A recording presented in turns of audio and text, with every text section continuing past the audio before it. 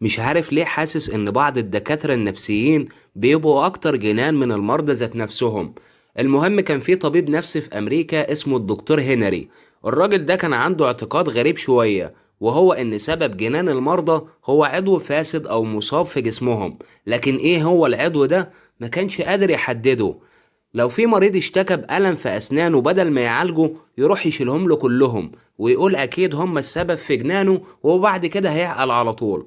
لكن الكلام ده ما كانش بيحصل، وأوقات كتير المرضى ما كانتش بتشتكي من أي حاجة خالص، فيروح يشيل لهم أي عضو داخلي منه لنفسه وخلاص. الغريب في الأمر إن الدكتور المجنون ده اشتهر جدا في أمريكا، ما تعرفش ليه، بالرغم من إنه تسبب في أكتر من 30% حالات وفاة بين المرضى، وعمل 645 عملية من أغرب العمليات على مدار 26 سنة.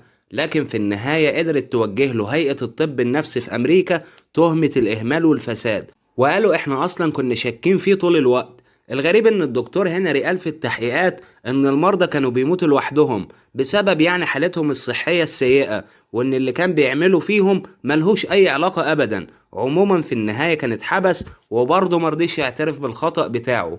قول لنا في التعليقات ايه رأيك في اللي الدكتور هنا عمله مع المرضى، وما تنساش دعم القناة لو بيعجبك المحتوى. سلام.